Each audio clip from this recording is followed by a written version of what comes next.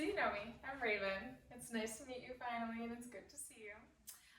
Let's start though with any questions or preconceived notions or anything that you have that you want to bring up first about stretching or dynamic stretching. Is there anything that you've thought of over the course of like the last week or two that you want to ask kind of right off of the bat?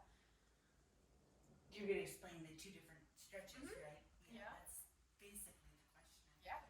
Okay, so jumping right into it then. So I did make a post, but tonight we're going to go more in depth about what are just the benefits of stretching in general. So there's a lot of benefit to it, whether it's dynamic or static or ballistic movements. We're going to go touch on all of those, but then obviously tonight the highlight is the dynamic component of it. So first, right off of the gate, you have that it improves your posture. So posture is one of the biggest things. Every time I bring up posture, everybody always sits up taller. So it improves your posture. When you have muscles that are not of adequate length, meaning they can't stretch through their entire range of motion, your body has a tendency to lean into that muscle. So say you have a neck muscle that's tight. Your body naturally wants to allow it to shorten because any kind of tension that it perceives is going to be uncomfortable. So it's going to alter your posture and it's going to change, and then when we alter our posture, it's like a slippery slope, right? It just trickles down. You move, it still shortens, so it gets shorter. You move more, it shortens, it gets shorter, so on and so forth. So the first one is it improves your posture. Piggybacking off of that, it's going to increase your body awareness. So there's this beautiful thing in your body called proprioception. That's your body's ability to sense where your joint or limb is in space. So the fact that I'm moving my arm out here, I don't need to look at my arm to know that I'm moving it and I'm moving it out to the side and to know now that it's above my head. Similarly, when you have a muscle that isn't of adequate length, right? Again, it's going to affect your posture, but then it's also going to affect your proprioception. So if it's particularly tight, say your shoulder, and you can't elevate your shoulder beyond a certain point, that ability to sense the joint and the arm up here in the range that it can no longer go is going to naturally decrease over time. So that's a big thing, because obviously you need to know where your limbs are. Number 3 is it boosts your mood and your daily outlook. So I love this one because a lot of people will know it was actually featured on Grey's Anatomy. Do either of you watch Grey's Anatomy? We have. Okay. We used to. We don't anymore. Okay, do you remember the scene where she's right before surgery and she's got hands on hip and chest puffed up and she's looking up in a very upright posture? Have you gotten that far down? Okay, so there is a scene, it's really far into the seasons, where they actually talk about the studies into how posture affects your outlook. And it's been studied that if you do what they call an upright, confident posture, so chest up, head up, looking forward, hands on hips, it will actually make your brain perceive a level of confidence that maybe you don't have before doing that. So there are doctors and surgeons who will go through before a procedure, and I want to say the protocol right now is to do that for 5 minutes before going into procedure. But you would think that there would be some carryover, some flow through. So if it can boost your mood and boost your confidence there, it would carry into other aspects of your life. Any questions so far? No. Cool. All right, so next down, it has increased ability to increase your muscles' contractility. So like we've been saying this whole time, a muscle that can't go through its full length can't function appropriately, and that includes the muscle's ability to contract.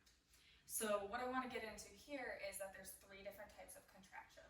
There's an isometric contraction, which means that the muscle is activated, but the joint that it's working on, so say my bicep works at my elbow, I'm contracting my bicep, but my joint is not moving. So that's an isometric contraction. That's the lowest level of contraction that you get. The next would be concentric, so shortening, right? So that would be if I'm flexing my elbow, think of it like strings, my bicep is pulling up.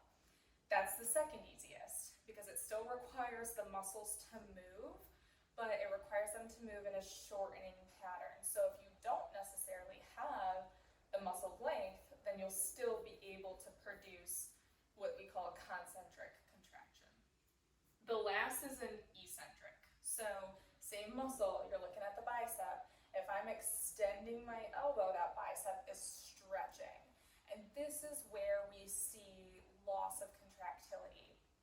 If my bicep was shortened, say from surgery, or I just never stretch it or I never use it, and I can't achieve full extension, that means I'm limited to only being able to contract in the range that I have.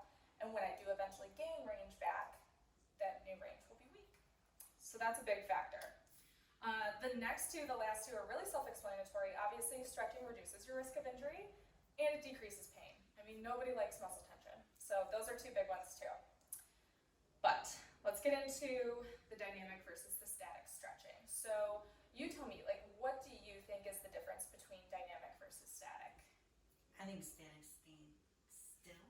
Yeah, That's dynamics is moving. Yes, that's exactly it. So static stretching involves taking your joint or your muscle to a particular range. So up again, we can look overhead, you're taking it to that range, and then you're stopping. You're holding it there, and you're holding it for a prolonged period of time. So yes, I'm stretching, I'm holding typically 30 to 60 seconds, and you do that multiple times. Whereas dynamic stretching, you are going through movements, not just with the muscles, but with the joints. So it looks like a lot of different things the dynamic stretching does. It could look like a warm-up, it could look like some swings or some pendulums that we're gonna get to at the end, because we are gonna move today. But it really is allowing both of your muscles and tendons and your joints to stretch and the joint capsules. So it has a little bit more benefit than just static stretching, but you do need both.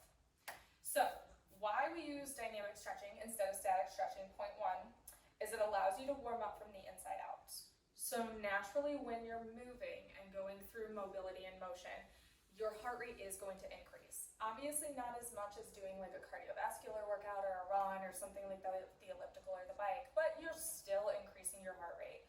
So oftentimes if you are stretching and you're statically stretching and your muscles are cold, it's still going to feel tense and you might feel like you're not getting anywhere. So the dynamic stretching with increasing the heart rate is going to help improve quicker your ability to stretch the muscles.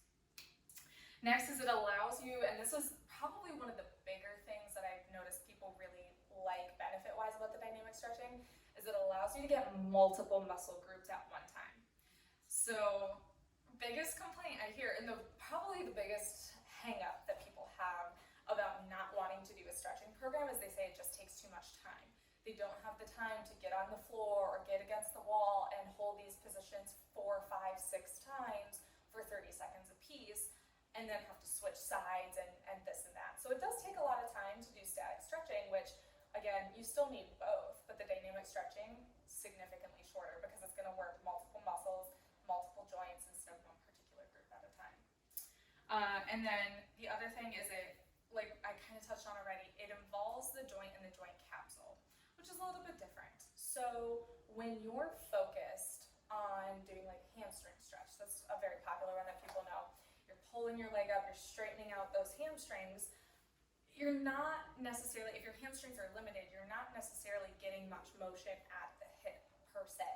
Whereas if you do a back and forth swing, you are still getting more mobility at the hip. So it's going to affect both, which ultimately is going to benefit you more.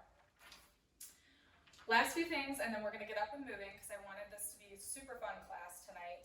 So when would you use one versus the other? You would use dynamic stretching before a workout. So brief period of warm up, 5 to 10 minutes to get your heart rate going, and then continue to couple that with dynamic stretching. So allowing yourself to warm up, getting that nice warm muscle elongated before you're jumping into any kind of strengthening, whether it's core, arms, legs, and I'm going to show you actually stretches that you could do for every single joint so that you can go through this program and it's not going to matter if you're doing an arm day or a leg day or a core day because it's going to stretch your whole body. AM time too. So if you're not doing a workout during the day, you can also do your dynamic stretching in the morning. Obviously when we sleep, the hope is that we're not moving a lot. That's not always the case for some people and they're moving all night long. But the theory behind that is that You're not really moving much at night. So when you get up, your body is a little bit stiffer. It takes a little bit more to get through the motion. So you're going to want to do those dynamic stretches because it's just going to help you get moving for the day. And then PM or post-workout is when you would really want to focus on the static stretches because you've already been moving, you've already gone through your day, or you've already gone through your workout, and so you're adequately warm. Okay? Yeah. Okay, so one last thing I want to touch on. Sometimes dynamic stretching gets confused with ballistic stretching. Have you ever heard of ballistic stretching? Okay, so ballistic stretching is a very high level of stretching that I primarily would only prescribe for a high impact athlete. Ballistic stretching does involve movement, like the dynamic component, but what it requires you is to take a muscle or a joint through to the full possible end range and then pulsate at the end range. So if you've ever seen athletes do like a really deep squat and then they bounce up and down on their ankles or their knees or their hips, that is a ballistic stretch, okay?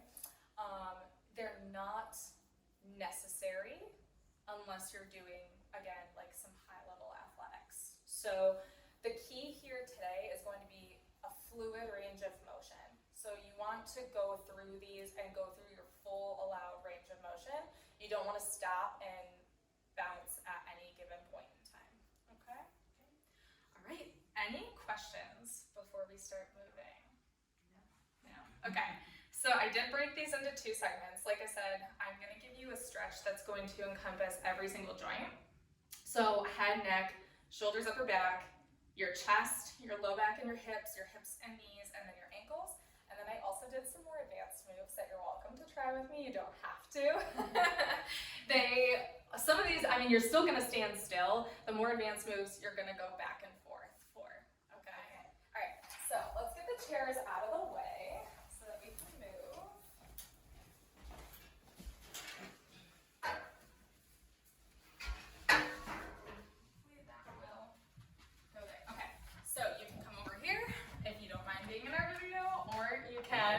Hang out on that wall. Is this still good? Mic check. Okay, so first one, and I have modifications for all of these if you feel like this is something that's bothersome to an injury or you can't do the particular movement. So obviously you would have warmed up already, you would have done your walk or your bike or whatever. You're going to do circular motions or around the worlds with your head. This is going to get all of the planes of motion at the head and neck, okay? So what this looks like, before you go ahead and try it, is quite literally a circular motion.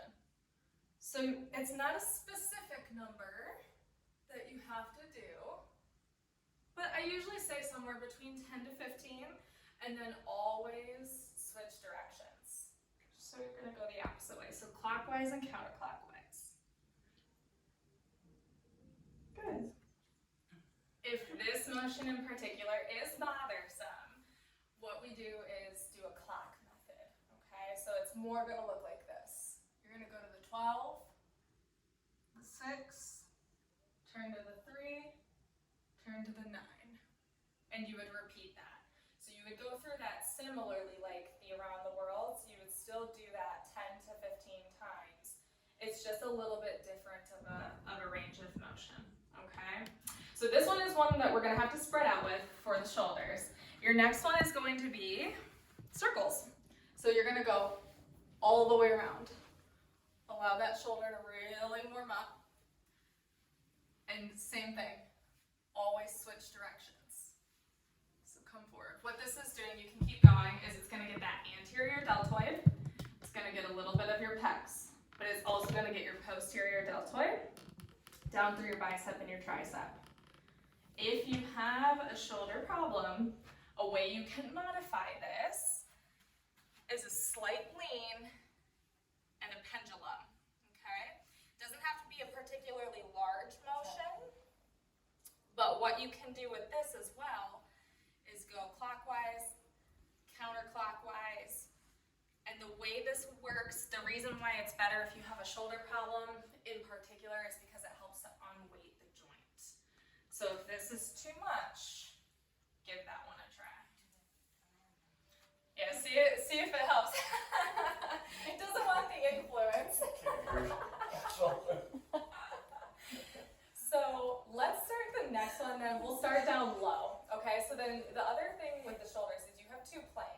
have your upper plane and your lower plane. So you're gonna do alternating grabs. This is also gonna get a little bit of your low back, okay? But you're gonna alternate. A gentle grab and pull. Gentle grab and pull. And then vice versa, what you're gonna do, up and over. Gentle grab and pull. Gentle grab and pull. So you can see I am allowing my torso to lean into it a little bit, okay? This one, what you can do is always start lower and work higher, okay? Work into the planes that you have available. Sometimes what you'll find is that some of the motions that you can't do right out of the gate, if you just work around it and get a little bit more warmed up, they become easier over time. Next one you should be pretty familiar with, it's a fly, okay? People either call it shoe fly, fly it away, lift off, however you wanna coin it. But same thing, 10 to 15. You can actually, I like to walk around and do these ones because the walking component also increases your heart rate, but this is getting your pecs, getting your anterior deltoid, also getting your bicep, and it is affecting your upper back a little bit too. So you're gonna have that middle trap, your lower trap, your rhomboids, okay? So let's go over a couple things before. So I really like to do this one just to watch the change. So one particular muscle that tends to be very tight on most everybody is the hamstrings. So I like to do two things before I show you the dynamic stretches for them. First being, I want you to bend down and not with the knees straight, try to touch your toes. Go as low as you can. Okay, just take mental note, Okay, don't lose your balance. And then the next one you're gonna have a seat on the floor. And that good old-fashioned high school stretch. You're gonna see if you can touch your toes. This is my favorite thing to do, because once we start going through some of these dynamic hamstring stretches, I bet you this is gonna change. Okay, so you have a good mental picture of where you were at before we did the dynamic stretches? Okay, cool. So, similarly to the neck, side to side, it does also make a difference too. We do tend to have more muscular length in our dominant side. So you also can have a difference between hands and legs. People don't often recognize that fact. So just because you're right-handed or left-handed does not mean that's your dominant leg. Yeah. So similarly to your neck, you're gonna do around the world. So you're gonna want a nice wide base of support, okay? And you're going to take your trunk and hips all the way through. Yep, let your chest drop and go down as far as you can tolerate, and then switch directions. This one's usually a feel-good one for the hips. If you have hip problems, most people like this one. Yeah. And the thing with this is you can modify it by just decreasing your range of motion. So if you hit a point that's bothersome, you just don't go down as far, because you're still going to get the benefit through the low back and everything too. Okay, so this next one, there's two ways to do it, okay? This is going to be for your internal, external rotators and your hip abductors and adductors.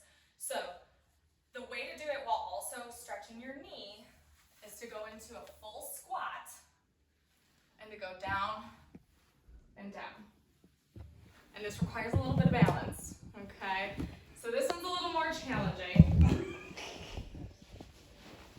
Like that? Yeah, yep. There's a pop. This one usually gets the pops. But It is harder. if that one is a little too challenging, what you can do is legs again, nice wide base of support. You're gonna pop your hip out, and you can get a little knee bend with this. You can do it kind of like this. Yeah, so you're gonna rock it with the side to side. If you have a bar or a wall or a countertop or something at home that you can hold on to, I find like that is usually, the balance piece is usually the hang up with that one. But yeah, this one's nice to combo stretch. This is why the dynamic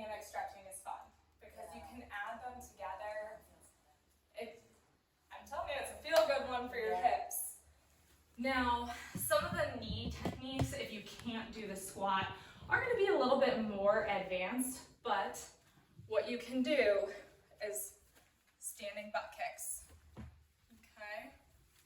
So I'm sure you can feel that right throughout your quads. That's really the focus of this one, is taking those knees through a nice flexion and getting those quads nice and stretched. Likewise for your hip, not just that sideways motion. You're going to want to do front and back too. So this one you might also need either table or wall for. Hold on for your balance, but you're going to go up and back. Forward and backward swings. She's training balance too. She's really, really on top of it. Not really. So make sure you do both sides, because I want to see how those hamstrings are different. I told you, this class is going to be fun. Yeah, it's fun. Good 10 to 15. If you don't like this one other way to do it, back against the wall, but not touching, just hands there, crisscross in front. Oh, let it go. So you can do it like that. Yeah. Good. Last one for the ankles before we jump into some of the more advanced ones. This one's probably the easiest dynamic stretch to do, so there's really no excuse to not do this one. Pumps. Up and down. Both sides. At the same time. I do, right? Yeah, at the same time. You can if you're sitting, or, I mean, if you really want the balance challenge, maybe jump, do a couple pumps. All right, so let me pick this up, because what we're gonna do, a lot of these ones now, if you've ever watched like a track and field warm-up or anything like that, if you've done track and field, these ones do have motion. So we're gonna start easy, or I shouldn't say easy, because not everyone can skip, but Oh no. skipping. Yeah, it's a great one. Really drive, get the hip flexors. Give it a try, Skip, okay, I digress. Skipping is not easy. We're gonna have to edit this.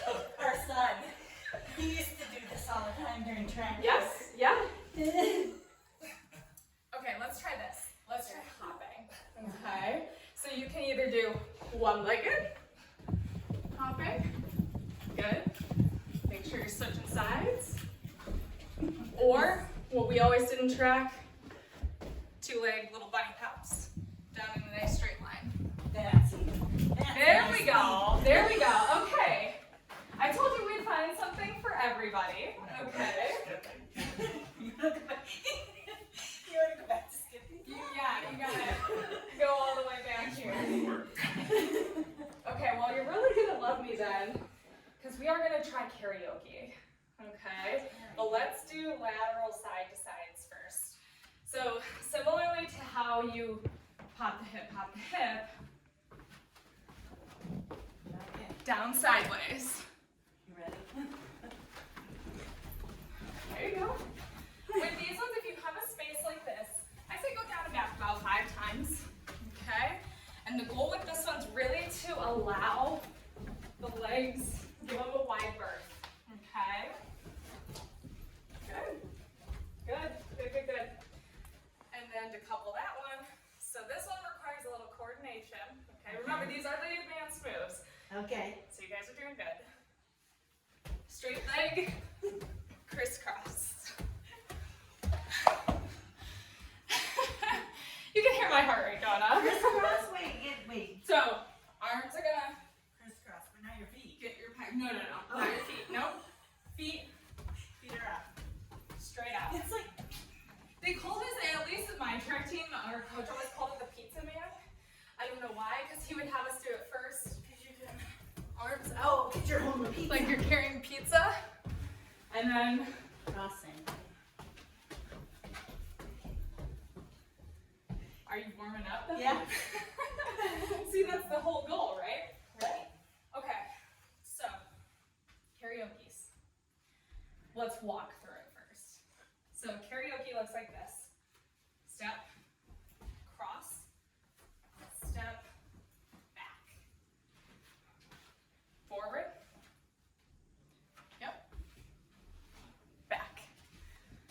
And then let's go the other way once walking through it, okay? So step forward, step back. So we're gonna do this fast, right? As fast as your balance will allow. How's that? Okay, so then you just gradually speed it up, okay? Step forward, step back, step. That's it! But I did it too, I feel like I'm doing it too small. That's, no. Yeah, step and cross, and step and cross. Yes! That's it. No. So, the last couple are ones that you are going to see on your AM and PM, best AM and PM PDF stretches, okay? Okay. The first one is a sun salutation. So it really goes through all of the joints in the body. It's a nice warm-up movement to do first thing in the morning. So, shoulder width apart. Okay?